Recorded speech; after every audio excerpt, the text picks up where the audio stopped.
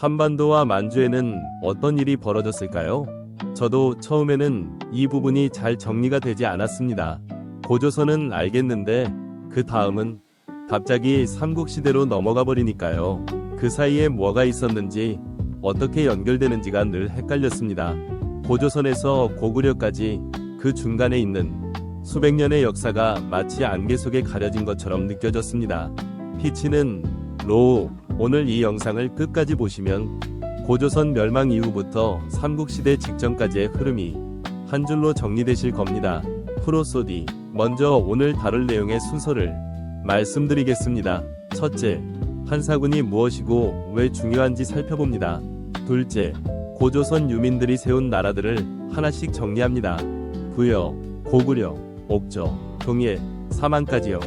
셋째, 이 나라들의 공통점을 통해 고조선의 유산이 어떻게 이어졌는지 확인합니다. 이 세 가지 흐름만 따라오시면 됩니다. 그럼 본격적으로 시작하겠습니다.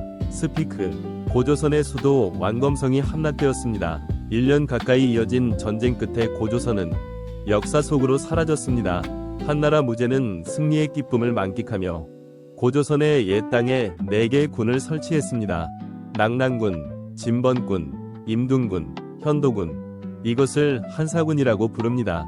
군이라는 것은 한나라의 지방행정 단위입니다. 오늘날로 치면 도나 광역시 정도에 해당한다고 보시면 됩니다. 한나라가 직접 관리를 파견해서 다스리는 지역이 된 것이죠. 고조선 땅이 한나라의 영토로 편입되었다는 뜻입니다. 그런데 이 4개의 군이 전부 오래 유지된 것은 아닙니다. 먼저 말씀드리겠습니다. 엠퍼시스 결국 오래 남은 것은 낙랑군 하나뿐이었습니다. 왜 그랬을까요? 나머지 3군에서 무슨 일이 있었는지 하나씩 살펴보겠습니다. 스피크. 설치된 지 불과 26년 만인 기원전 82년에 폐지되었습니다. 토착민들의 저항이 너무 거셌기 때문입니다. 한나라 입장에서는 군을 유지하는 대드는 비용과 노력이 거기서 얻는 이익보다 컸던 것이죠. 결국 2군을 폐지하고 그 지역을 낙랑군에 편입시켰습니다. 현도군은 상황이 조금 달랐습니다. 처음에는 압록강 중류 지역에 설치되었는데 이 지역에서 고구려 세력이 점점 성장하기 시작했습니다. 고구려는 현도군을 끊임없이 공격했고 현도군은 그 압박을 견디지 못해 점점 서쪽으로 밀려났습니다. 결국 요동 지역으로 이동해야 했습니다. 원래 있던 자리에서 쫓겨난 것이나 마찬가지였죠. 그러면 낙랑군은 어떻게 400년 넘게 버틸 수 있었을까요? 낙랑군은 평양 일대 대동강 유역에 설치되었습니다. 이 지역은 원래 고조선의 중심지였고 농업 생산력이 높은 비옥한 땅이었습니다. 한나라 입장에서는 이 지역을 포기할 수 없었습니다. 또한 낙랑군은 바닷길을 통해 중국 본토와 연결되어 있어서 보급과 지원이 상대적으로 수월했습니다. 낙랑군은 기원전 108년에 설치되어 서기 313년까지 존속했습니다. 무려 420년이 넘는 기간입니다. 조선왕조가 500년이었으니까 그에 버금가는 긴 시간이죠. 고구려 미천왕이 낙랑군을 공격해서 축출할 때까지 이 지역은 중국의 지배 아래 있었습니다. 여기서 한 가지 짚고 넘어갈 것이 있습니다. 낙랑군이 왜 중요하냐면 이곳이 중국 문화가 한반도로 들어오는 통로 역할을 했기 때문입니다. 철기 기술이 낙랑군을 통해 들어왔습니다. 더 발전된 농업 기술도 전해졌습니다. 한자와 유교 경전도 이 경로를 통해 한반도에 소개되었습니다.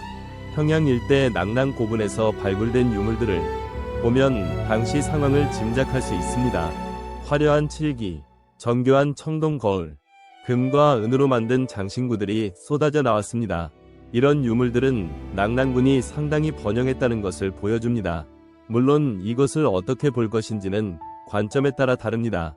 선진 문물이 전해져서 한반도 사회가 발전했다고 볼 수도 있고 외세의 지배가 시작된 것이라고 볼 수도 있습니다. 역사는 한쪽 면만 있는 것이 아니니까요. 자, 여기까지가 한사군에 대한 정리입니다. 한 문장으로 기억하시면 됩니다. 4개가 설치됐지만 결국 남은 건 낙랑군 하나. 그리고 그 낙랑군은 400년 뒤 고구려가 몰아냈다. 스피크.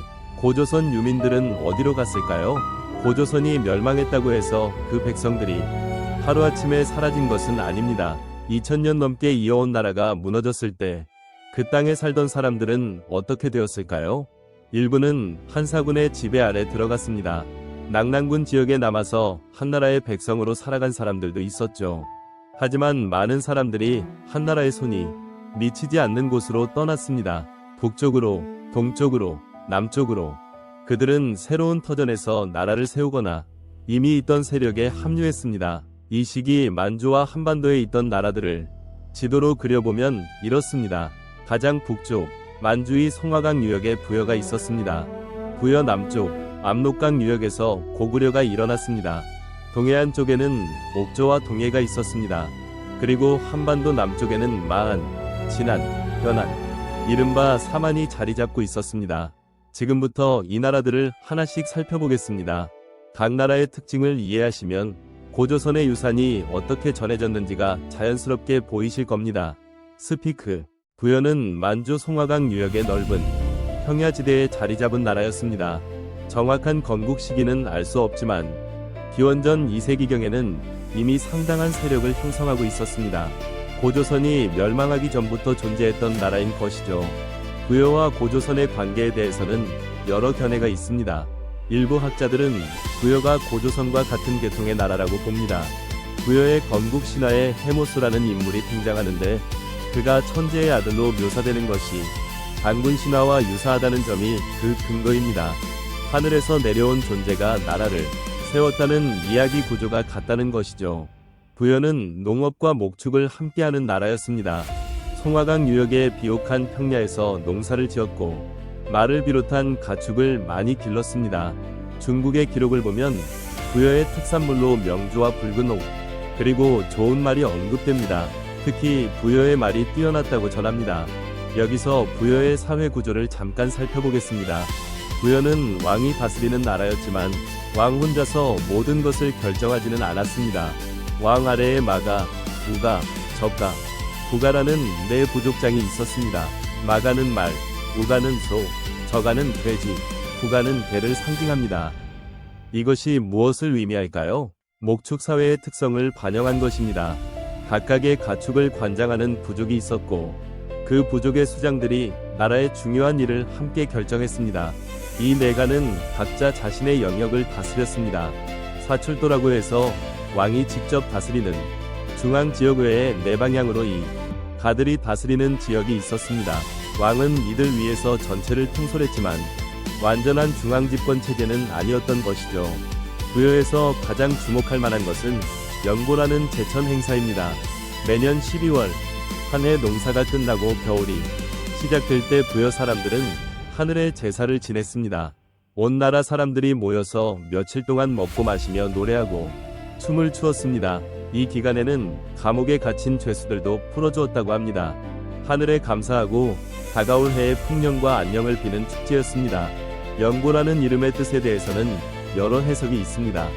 하늘을 맞이한다는 뜻이라는 설도 있고 북을 친다는 뜻이라는 설도 있습니다. 어쨌든 중요한 것은 부여 사람들이 정기적으로 하늘의 제사를 지내는 전통을 가지고 있었다는 점입니다. 부여의 법률도 기록에 남아 있습니다. 살인자는 사형에 처하고 그 가족은 노비로 삼았습니다. 도둑질을 하면 물건값의 12배를 배상해야 했습니다. 간음한 자는 사형에 처했고 투기가 심한 여자도 마찬가지였습니다. 특히 투기, 그러니까 질투가 심한 경우에 대한 처벌이 눈에 띕니다. 시신을 산 위에 버려두었다가 그 집에서 말과 재물을 바치면 시신을 돌려주었다고 합니다. 이 법률들을 보면서 어떤 생각이 드시나요? 네, 고조선의 팔조법과 상당히 비슷합니다.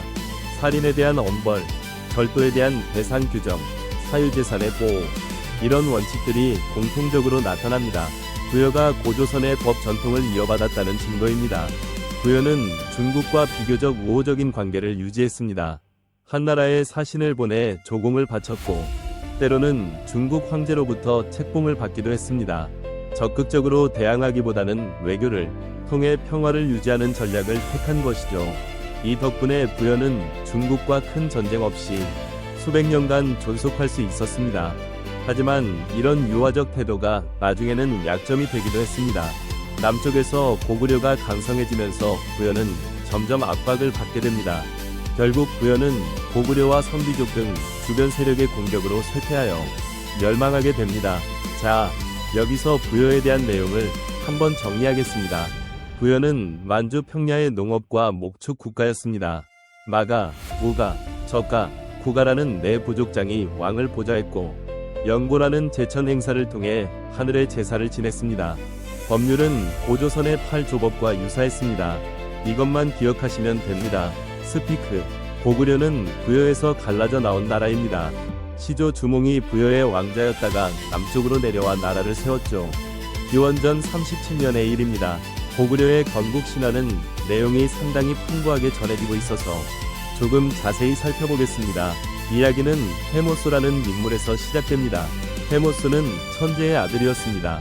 그가 오룡거를 타고 하늘에서 내려와 부여 지역을 다스렸다고 합니다. 어느 날 헤모스는 웅심산 아래 압록강가에서 세 여인을 만났습니다. 그들은 물의 신 하백의 딸들이었습니다. 그중 맏딸의 이름이 유아였습니다. 헤모스는 유아와 인연을 맺었습니다. 하지만 하백은 딸이 하늘의 존재와 정식 혼례 없이 관계를 맺은 것에 크게 노했습니다. 헤모스에게 따지려 했지만 헤모스는 이미 하늘로 돌아가 버린 뒤였습니다. 화가 난 하백은 유아를 쫓아냈습니다. 쫓겨난 유아는 태백산 남쪽 오발수라는 곳에서 지내고 있었습니다. 그때 그 지역을 다스리던 부여왕 금화가 유아를 발견했습니다. 금화왕은 유아의 사연을 듣고 그녀를 궁중에 머물게 했습니다. 그런데 이상한 일이 벌어졌습니다. 햇빛이 유아를 따라다니며 비추는 것이었습니다. 유아가 방 안으로 피해도 햇빛은 창문을 통해 들어와 그녀를 비췄습니다. 몸을 피해 다른 곳으로 가도 햇빛은 끈질기게 따라왔습니다. 그 후 유아는 임신을 하게 되었고 커다란 알을 낳았습니다. 갓 되들이만 한 큰 알이었다고 합니다. 금화왕은 이 알을 불길하게 여겼습니다. 사람이 알을 낳다니 상서롭지 못하다고 생각한 것이죠. 왕은 이 알을 개와 돼지에게 주었지만 동물들은 먹지 않았습니다. 길에 버렸더니 소와 말이 피해갔습니다. 들판에 버렸더니 새들이 날아와 날개로 알을 덮어 보호해 주었습니다. 왕은 알을 깨뜨리려 했지만 깨지지 않았습니다. 결국 알을 유아에게 돌려주었습니다. 유아가 알을 따뜻한 곳에 두고 보살피자 마침내 알이 깨지면서 한 사내 아이가 태어났습니다. 이 아이가 바로 주몽입니다. 주몽은 어려서부터 남다른 재능을 보였습니다. 특히 활을 잘 쏘았는데 주몽이라는 이름 자체가 부여말로 활을 잘 쏘는 사람이라는 뜻입니다. 7살 때 이미 스스로 활과 화살을 만들어 쏘았는데 백발백중이었다고 합니다. 주몽이 성장하면서 문제가 생겼습니다. 금화왕에게는 7명의 아들이 있었습니다. 그 왕자들은 주몽의 뛰어난 능력을 시기했습니다. 자기들보다 활도 잘 쏘고 말도 잘 타고 사람들의 신망도 얻는 주몽이 눈엣 가시였던 것이죠. 왕자들은 아버지에게 주몽을 없애야 한다고 여러 번 건의했습니다. 금화왕은 처음에는 거절했지만 압력이 계속되자 주몽을 마구간지기로 삼았습니다. 천한 일을 시켜서 뜻을 꺾으려 한 것이죠. 하지만 주몽은 이 기회를 이용했습니다. 말을 돌보면서 좋은 말과 나쁜 말을 구별할 수 있게 되었습니다. 주몽은 일부러 좋은 말에게는 먹이를 적게 주어 야위게 하고 나쁜 말에게는 먹이를 많이 주어 살찌게 했습니다. 왕은 겉보기에 좋아 보이는 실제로는 나쁜 말을 자기가 타고 야위어 보이는 좋은 말을 주몽에게 주었습니다. 결국 주몽은 부여를 떠나기로 결심했습니다. 더 이상 여기 있다가는 목숨이 위험했기 때문입니다. 주몽은 오이, 마리, 혁보 등 3명의 벗과 함께 남쪽으로 도망쳤습니다. 도망치는 주몽 일행 앞에 큰 강이 나타났습니다. 엄사수 혹은 어무호수라고 불리는 강이었습니다. 뒤에서는 추격병들이 쫓아오고 있었습니다. 강을 건널 배도 다리도 없었습니다. 주몽은 하늘을 향해 외쳤습니다. 나는 천재의 손자이고 하백의 외손자입니다. 오늘 도망치는데 추격병이 다가오니 어찌하면 좋겠습니까? 그러자 물고기와 자라들이 떠올라 다리를 만들어 주었습니다. 주몽 일행이 강을 건너자마자 물고기와 자라들은 흩어졌고 뒤따르던 추격병들은 강을 건너지 못했습니다. 주몽은 계속 남쪽으로 내려와 졸본천에 이르렀습니다. 압록강이 지류인 이 강가에서 주몽은 도읍을 정하고 나라를 세웠습니다.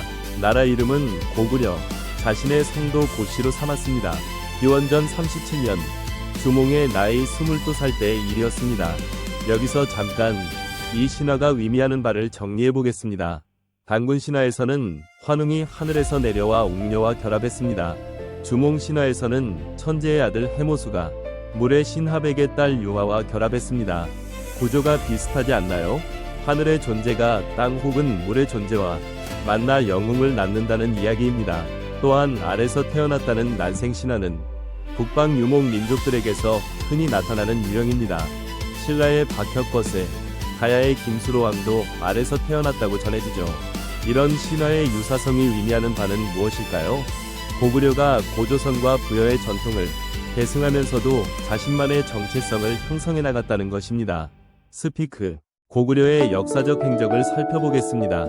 고구려는 건국 초기부터 강한 군사력을 바탕으로 세력을 확장했습니다. 주변의 작은 나라들을 정복하고 점차 영토를 넓혀 나갔습니다.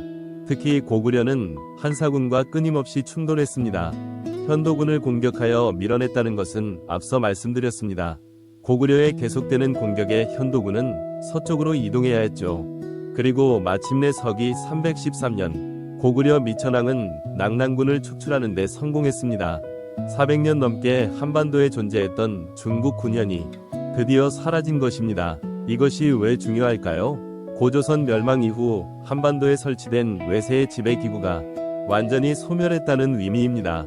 다른 말로 하면 고구려가 고조선의 옛 땅을 회복한 것이라고도 볼 수 있습니다. 고구려는 이후 만주와 한반도 북부를 아우르는 강대국으로 성장했습니다. 광개토대왕과 장수왕 시대의 전성기를 맞이하여 동아시아의 강국으로 군림했습니다. 고구려인들은 스스로를 고조선의 계승자로 인식했습니다. 고구려라는 나라 이름 자체를 한번 살펴볼까요? 고시의 구려, 즉 고시가 다스리는 나라라는 뜻입니다. 구려는 성읍 국가를 의미하는 고조선 시대의 용어입니다. 이름에서부터 고조선과의 연결고리가 보이는 것이죠.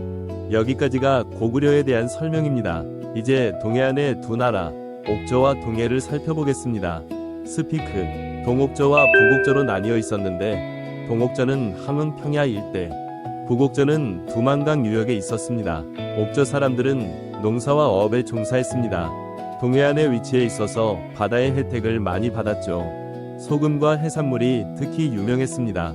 중국 기록에 따르면 옥저의 바다에서는 반어피, 그러니까 바다표범 가죽이 났다고 합니다. 이것은 귀한 물품으로 거래되었습니다. 옥저에는 독특한 장례 풍습이 있었습니다. 사람이 죽으면 먼저 시신을 감회장했습니다.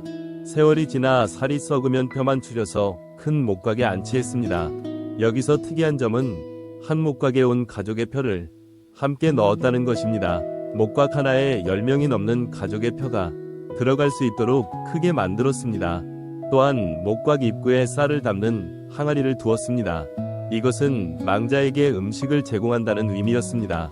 죽은 뒤에도 가족이 함께하고 저 세상에서도 먹을 것이 필요하다고 생각한 것이죠. 이런 풍습을 통해 옥저 사람들의 내세관과 가족 중심적 사고를 엿볼 수 있습니다. 옥저에는 또 다른 독특한 풍습이 있었습니다. 민며느리제라고 불리는 혼인 풍습입니다. 여자아이가 어릴 때 남자 집에 가서 자랍니다. 성인이 되면 친정으로 돌아가고 남자 집에서 예물을 보내면 그때 정식으로 혼인을 합니다. 노동력과 관련된 경제적 이유에서 비롯된 풍습으로 보입니다. 옥저는 일찍부터 고구려의 지배를 받았습니다. 독자적인 왕이 없었고 고구려에 조공을 바쳤습니다. 옥저의 특산물인 소금, 해산물, 미녀 등이 고구려로 보내졌다고 합니다. 동해는 강원도 북부와 함경남도 남부 해안 지역에 있었습니다. 동해 역시 농업과 어업을 기반으로 했습니다. 특히 삼배를 잘 짰다고 합니다. 배 짜는 기술이 뛰어났던 것이죠. 또한 단궁이라 불리는 짧은 활이 특산물이었습니다. 단궁은 길이가 짧아서 산악지형에서 사용하기 좋았습니다. 반어피, 그러니까 바다표범 가죽과 과아마라는 작은 말도 동해의 특산물이었습니다. 과아마는 키가 작아서 과일나무 아래를 지나갈 수 있다고 해서 붙여진 이름입니다. 동해에는 무천이라는 제천 행사가 있었습니다. 매년 10월에 하늘의 제사를 지내고 밤낮으로 음주가무를 즐겼습니다. 부여의 연고와 같은 성격의 축제였죠. 한 해 농사에 감사하고 다음 해의 풍요를 기원하는 추수감사제였습니다. 동해의 독특한 풍습으로 책화가 있습니다. 책화란 무엇이냐면 각 부족의 영역이 엄격하게 구분되어 있어서 다른 부족의 영역을 함부로 침범할 수 없었던 것입니다. 만약 다른 부족의 영역을 침범하면 노비나 수호, 말로 배상해야 했습니다. 산천을 경계로 삼아 각자의 영역을 나누고 서로 침범하지 않았다고 합니다. 이 풍습이 의미하는 바는 무엇일까요? 동해 사회가 여러 부족으로 나뉘어 있었고 중앙 집권적인 국가 체제가 발달하지 못했다는 것입니다. 강력한 왕권이 형성되지 못해서 통합된 국가로 발전하지 못한 것이죠. 동해도 옥저와 마찬가지로 고구려의 지배를 받았습니다. 결국 독자적인 국가로 발전하지 못하고 고구려에 흡수되었습니다. 자, 이제 한반도 남쪽으로 내려가 사만에 대해 알아보겠습니다. 사만은 마한, 진안, 변안을 통틀어 부르는 말입니다. 마한은 경기도, 충청도, 전라도 지역에 있었습니다. 가장 넓은 지역을 차지하고 있었고 54개의 소국이 있었다고 합니다. 진안은 경상북도 지역에 있었고 12개의 소국이 있었습니다. 변안은 경상남도 지역에 있었고 역시 12개의 소국이 있었습니다. 사만의 형성에 고조선 유민들이 중요한 역할을 했습니다. 이 편에서 말씀드렸던 준왕 기억하시죠? 위만에게 왕위를 빼앗기고 바다로 도망쳤던 고조선의 마지막 왕입니다. 준왕이 남쪽으로 내려와 한왕이라 칭했다는 기록이 있습니다. 일부 학자들은 이 준왕 세력이 마한의 형성에 관여했다고 봅니다. 진안의 형성에 대해서는 흥미로운 기록이 있습니다. 중국 역사서에 따르면 진안 사람들은 스스로 진나라에서 피난온 사람들의 후손이라고 했다고 합니다. 진나라의 가혹한 노역을 피해 동쪽으로 왔는데 마한이 동쪽 땅을 나누어 주었다는 것이죠. 이 기록에는 더 흥미로운 내용이 있습니다. 진안의 말이 마한과 달랐고 일부 용어가 진나라 말과 비슷했다고 합니다. 나라를 방이라 하고 화를 호라 하고 도둑을 구라 했는데 이것이 진나라 말과 비슷했다는 것입니다. 물론 이 기록을 그대로 역사적 사실로 받아들이기는 어렵습니다. 다만 진안 사회에 중국에서 건너온 이주민 집단이 있었을 가능성을 보여주는 것이죠. 스피크 몇 가지 살펴보겠습니다. 첫째, 사만은 여러 개의 소국들로 이루어져 있었습니다. 마한 54개국, 진안 12개국, 변안 12개국, 합치면 78개의 소국입니다. 각 소국에는 신지, 읍차, 구례, 사례 등의 칭호를 가진 지배자가 있었습니다. 이 소국들은 서로 느슨하게 연결되어 있었지만 완전히 통합된 하나의 국가는 아니었습니다. 큰 나라는 만여 가구, 작은 나라는 수천 가구였다고 합니다. 둘째, 사만에는 소도라는 특별한 공간이 있었습니다. 소는 신성한 지역으로 큰 나무를 세우고 방울과 북을 매달아 놓은 곳이었습니다.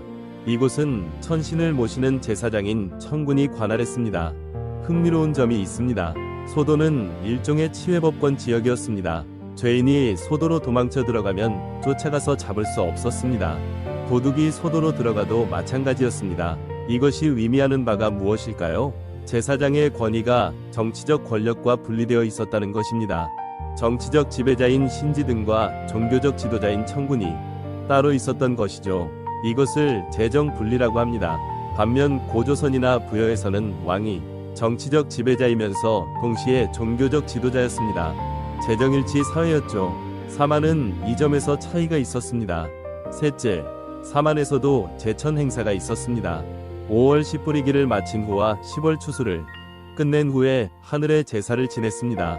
며칠 동안 먹고 마시며 노래하고 춤추었습니다. 수십 명이 함께 춤을 추면서 손발을 맞추어 땅을 밟았다고 합니다. 이런 제천 행사는 부여의 영구, 동해의 무천과 마찬가지로 문경사회의 축제 성격을 가지고 있었습니다. 자, 사만에 대한 내용을 정리하겠습니다. 사만은 78개의 소국들로 이루어진 사회였습니다. 소도라는 신성한 공간이 있었고 5월과 10월에 제천 행사를 열었습니다. 그리고 이 사만의 소국들이 나중에 백제, 신라, 가야로 발전하게 됩니다. 마한에서 백제가, 진안에서 신라가, 변안에서 가야가 나온 것입니다. 스피크, 설명입니다. 이제 마지막으로 전체를 정리하겠습니다. 지금부터가 오늘 영상의 핵심입니다. 지금까지 살펴본 부여, 고구려, 옥저, 동예, 사만, 이 나라들에는 세 가지 공통점이 있습니다. 이 공통점을 통해 고조선의 유산이 어떻게 이어졌는지 알 수 있습니다. 첫 번째 공통점은 하늘의 제사를 지내는 전통입니다. 부여의 영고, 동해의 무천, 사만의 제천 행사, 모두 하늘에 감사하고 복을 비는 축제였습니다. 행사 이름은 달랐지만 본질은 같았습니다. 이것은 단군 신화에서 시작된 천신숭배의 전통이 계속 이어진 것입니다. 환웅이 하늘에서 내려왔다는 이야기, 해모수가 천재의 아들이라는 이야기, 하늘을 숭배하는 전통이 이 모든 나라에 공통적으로 나타납니다. 두 번째 공통점은 법률의 유사성입니다. 부여의 법은 고조선의 8조법과 내용이 비슷했습니다. 살인에 대한 엄벌, 절도에 대한 배상, 사유재산의 보호, 이런 원칙들이 그대로 이어졌습니다.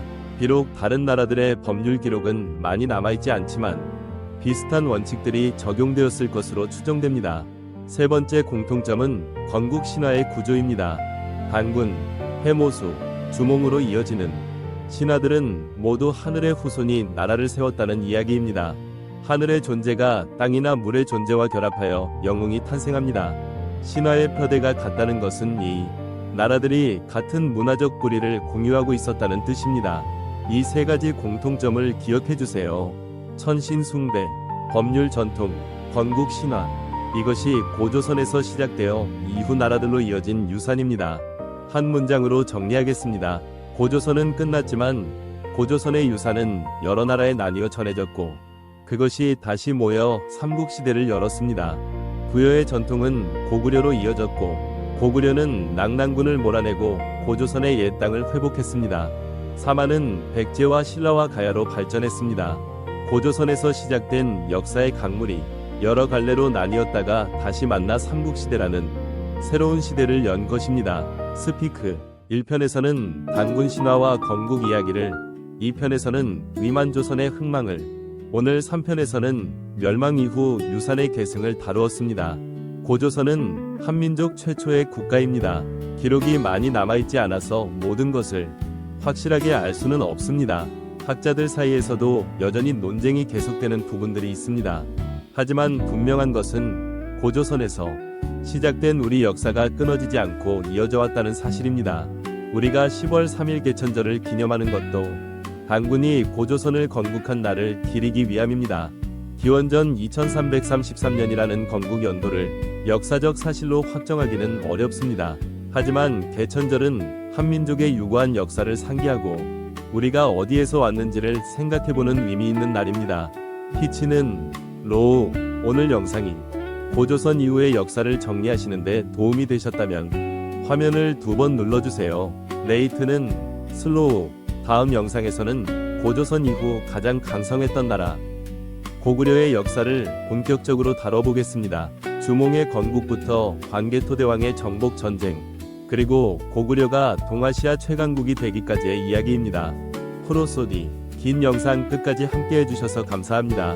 스피크